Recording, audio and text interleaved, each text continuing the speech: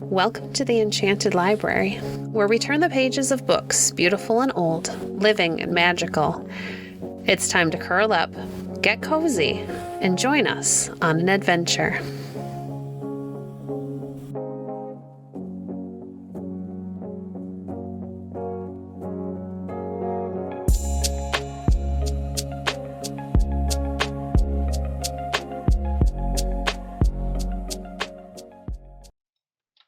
Today we're reading from This Country of Ours by H.E. Marshall.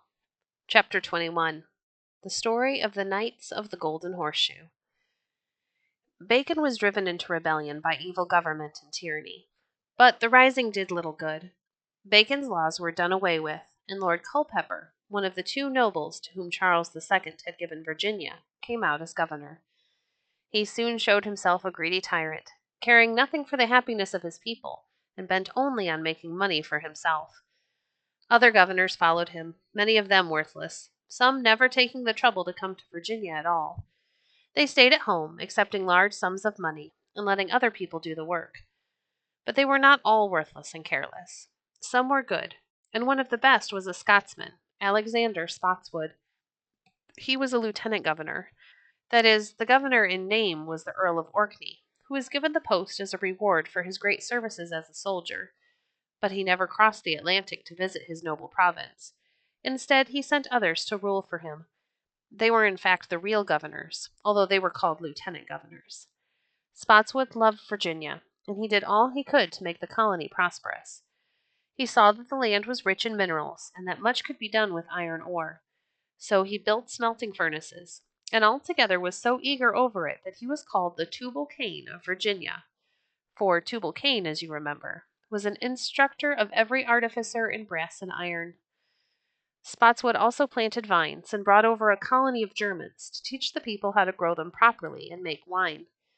It was he, too, who first explored the West. Virginia up till now had lain between the sea and the blue range of mountains which cut it off from the land behind. To the English, that was a land utterly unknown. All they knew that the French were claiming it, but Governor Spotswood wanted to know more. So one August he gathered a company of friends and set forth on an exploring expedition. With servants and Indian guides, they made a party of about 50 or so, and a jolly company they were. They hunted by the way and camped beneath the stars. There was no lack of food and drink, and it was more like a prolonged picnic than an exploring expedition. The explorers reached the Blue Ridge, and climbing to the top of a pass, looked down upon the beautiful wild valley beyond, through which wound a shining river.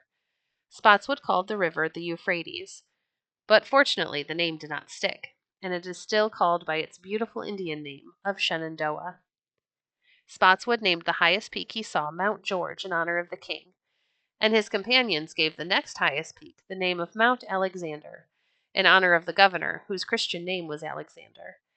Then they went down into the valley below, and on the banks of the river they buried a bottle, inside which they had put a paper declaring that the whole valley belonged to George I, King by the grace of God of Great Britain, France, Ireland, and Virginia. After that, the merry party turned homeward. They climbed to the top of the gap, took a last look at the fair valley of the unknown West, and then went down once more into the familiar plains of Virginia. For this expedition, all the horses were shod with iron, a thing very unusual in Virginia, where there were no hard or stony roads. So, as a remembrance of their pleasant time together, Spotswood gave each of his companions a gold horseshoe set with precious stones for nails. Graven upon them were the Latin words Sic juvat transcendere montes, which means, "Thus it is a pleasure to cross the mountains." Later, all those who took part in the expedition were called Knights of the Golden Horseshoe. Up to about this time, the people in Virginia had altogether been English. Now, a change came. In France, Louis XIV was persecuting the Protestants, or Huguenots as they were called. He ordered them all to become Catholics or die, and he forbade them to leave the country. But thousands of them refused to give up their religion, and in spite of the king's commands, they stole away from the country by secret ways. Many of them found a refuge in America. In the north of Ireland, which had been settled chiefly by Scotsmen, the Presbyterians were being persecuted by the Church of England. At the same time, the English Parliament was hampering their trade with unfair laws.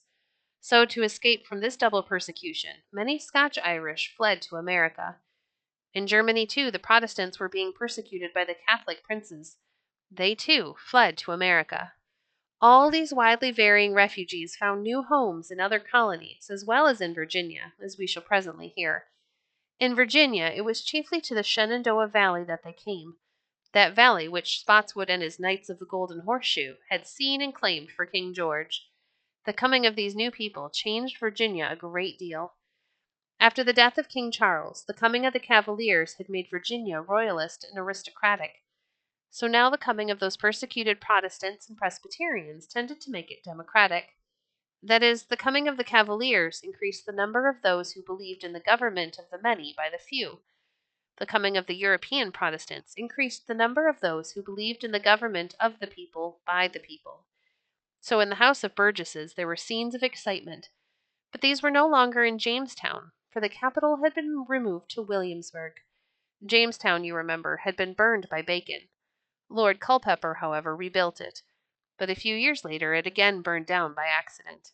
It had never been a healthy spot. No one seemed very anxious to build it again, and so it was forsaken, and Williamsburg became and remained the capital for nearly 100 years. Today, all that is left of Jamestown, the first home of Englishmen in America, is the ivy-grown ruin of the church. Thank you for joining us today. If you enjoyed today's episode, please leave a review on your favorite podcast platform and share our podcast with a friend. Visit our website at www.enchantedlibrary.net to see our past books or to connect with us on Facebook. If you'd like to support the work we do, you can visit our Patreon page at patreon.com/enchantedlibrary. We appreciate your support. Until next time, friends, happy reading.